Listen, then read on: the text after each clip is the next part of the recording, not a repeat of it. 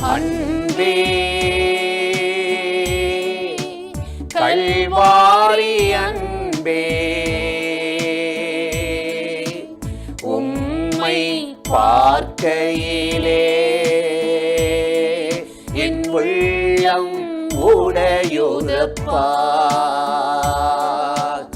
அன்பே கல்வாரி அன்பே உம்மை பார்க்கையிலே என் உள்ளம் உடையுதப்பா.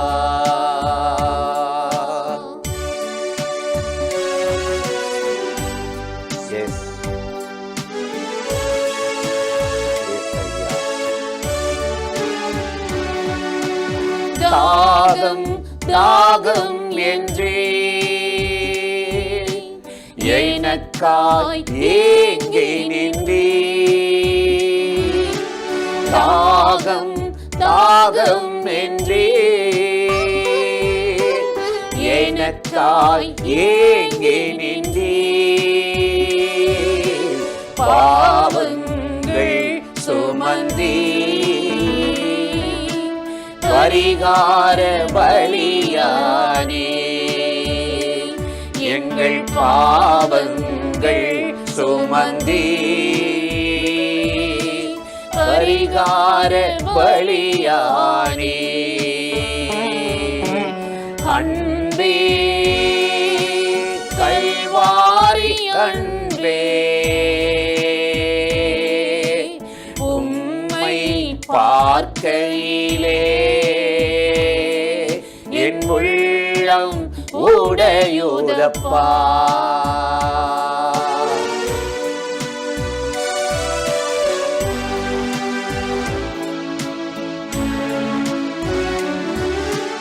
காயங்கள் பார்க்கின்றே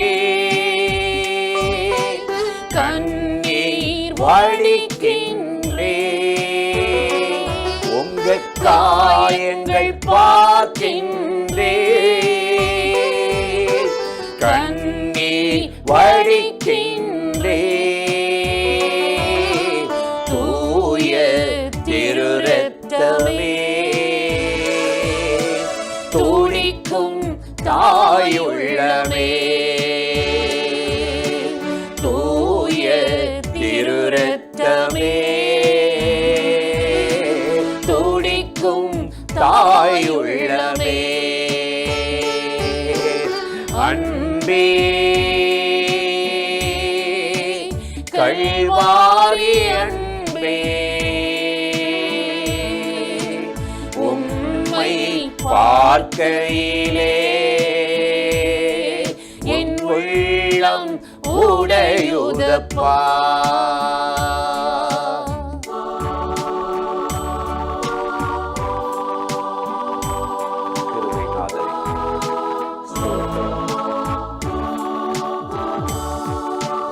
அணைக்கும் கரங்களிலே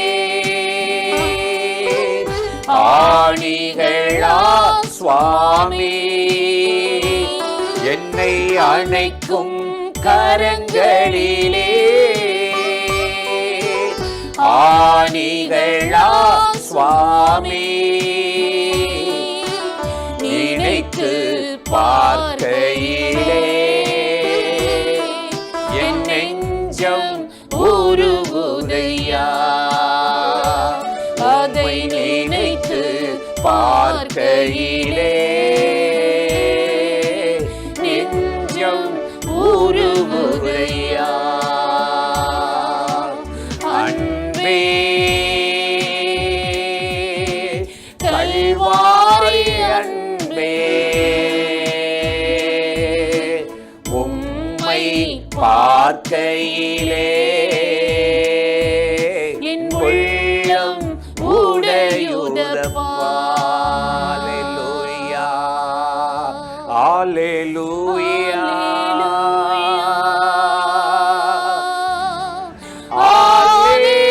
அல்லேலூயா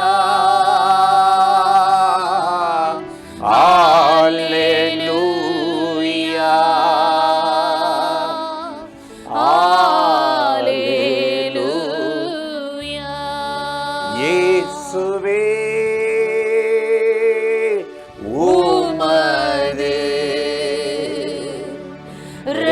இரத்தத்தால் என்னை கழுவி இன்றே உம்முடன் வான்வீட்டில் என்னையும் சேருமே. வான்வீட்டில் என்னையும் சேருமே. நன்றி ஆவியானவரே, மகிமை நிறைந்தவரே, மாட்சிமை நிறைந்தவரே, எங்களுக்காக ஜீவனை கொடுத்தவரே, மூன்றாம் நாள் உயிரோடு எழுந்தவரே, பரமேறி போனவரே, உமக்கே ஆராதனை, உமக்கே நன்றி ஆவியானவரே. தகப்பனே உமக்கு நன்றி, இரட்சகரே நன்றி.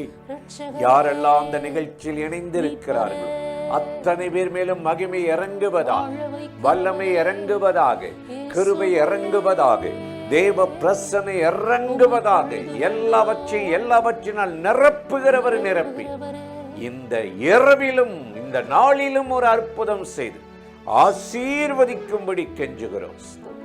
இந்த நிகழ்ச்சியில இணைந்த அத்தனை பேரையும் பலப்படுத்தி உயிர்ப்பீங்க. இயேசுவின் நாமத்தில் இந்த துதி ஸ்தோத்திரத்தை ஏறெடுக்கிறோம் நல்ல பிதாவே, ஆமென், ஆமென். கர்த்தர் நல்லவர், அவர் கிருபை என்றும் உள்ளது. இன்றைக்கும் நாம் ஏறெடுத்த துதி ஸ்தோத்திரத்தில் மகிமை அடைந்தவர் இந்த நாளிலும் கட்டாயம் உங்களை ஆசீர்வதிக்கப் போகிறார். அந்த தேவாதி தேவனை நோக்கி நாம் இப்பொழுது ஜெபிக்கலாமா? வாருங்கள், இணைந்து ஜெபித்து விடுவோம். ஆமென். பிரியமானவர்களே, ஆண்டவராகிய இயேசுவின் நாமத்தினாலே இந்த காலை நேரத்தில் இயேசுவை தினம் பார்ப்போம் என்ற இந்த நிகழ்ச்சியின் மூலமாக உங்களை சந்திப்பதில் மிகுந்த மகிழ்ச்சி அடைகிறேன். கர்த்தர் நல்லவர், கிருபையும் இரக்கமும் நிறைந்தவர்.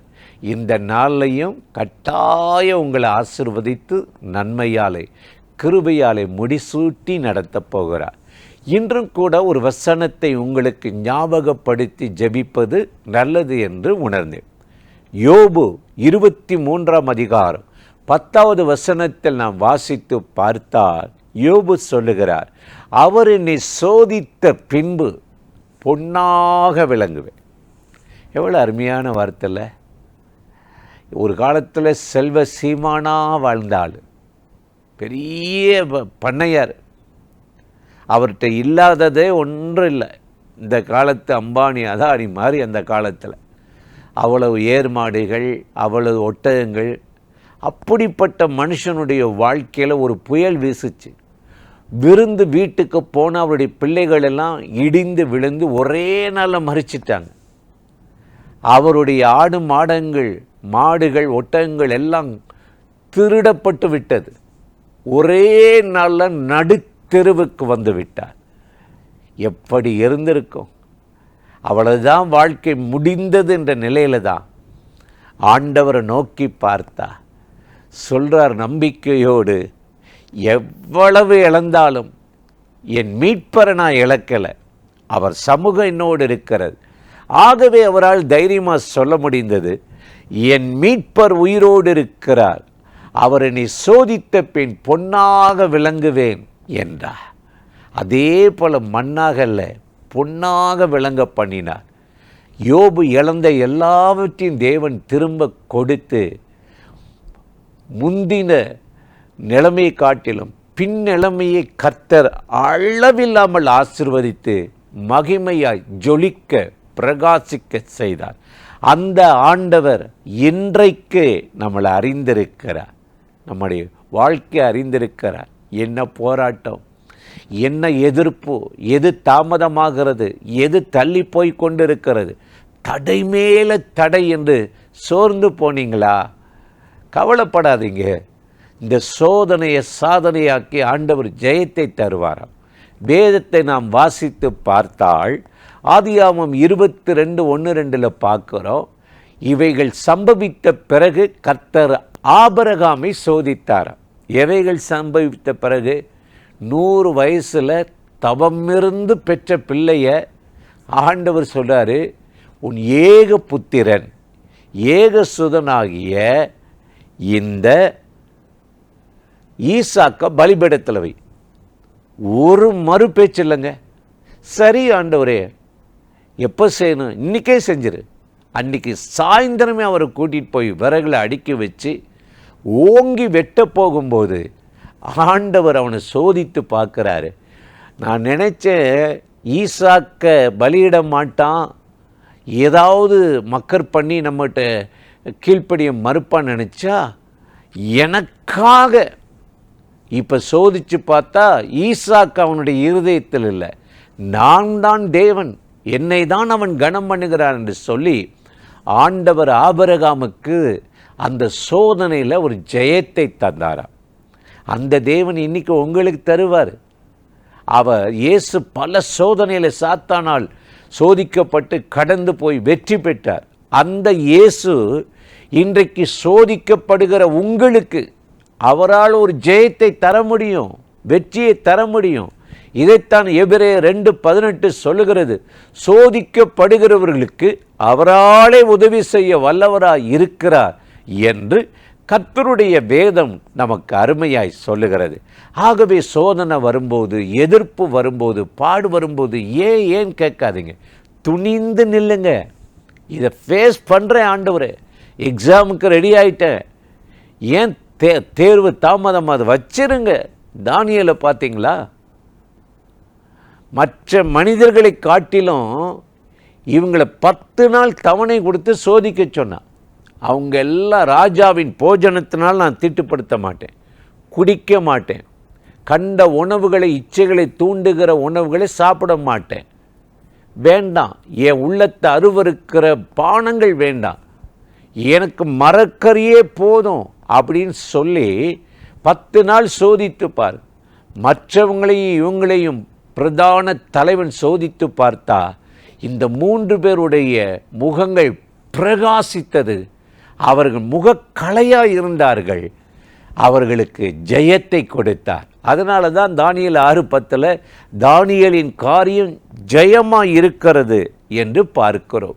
இன்றைக்கு இந்த காலை நேரத்தில் கர்த்தருடைய வார்த்தையை கேட்கிற என் அன்பு சகோதர சகோதரிகளே, என்ன போராட்டம், என்ன தடை, எது தாமதிக்கிறது, எதில் நீங்கள் பயப்படுறீங்க, இப்படி ஆயிருமோ அப்படி ஆயிருமோ, பிஸ்னஸ் போயிருமோ, பிள்ளைகள் அப்படி ஆயிடுவாங்க, ஒன்றும் கவலைப்படாதீங்க.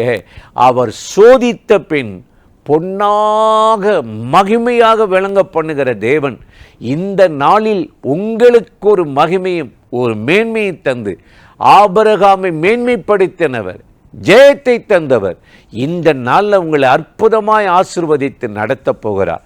அந்த தேவாதி தேவனை நோக்கி நாம் இப்பொழுது ஜெபிக்க போகிறோம். ஜெபிக்கலாமா? அன்பும் இரக்கமும் கிருபை நிறைந்த நல்ல ஆண்டவரே, இந்த ஆசீர்வதிக்கப்பட்ட நாளுக்காக, நேரத்துக்காக, கிருபைக்காக உமக்கு நன்றி. இப்பொழுது யாரெல்லாம் இந்த நிகழ்ச்சியில் இணைந்து இந்த வார்த்தைகளை கேட்டு இந்த சோதனையில் எனக்கு ஒரு ஜெயத்தை தாரும், சோதித்து பாரும் என்று ஆண்டவரிடத்தில் வருகிறார்கள், அத்தனை பேருக்கும் அதை மேற்கொள்ளுகிற ஒரு ஜெயத்தை தந்து இந்த நாளில் திறந்த வாசலை வைத்து உடைய பிள்ளைகளை ஆசீர்வதியும். கர்த்தருடைய நன்மையும் கிருபையும் மகிமை இறங்கட்டும், ஆசீர்வதியும்.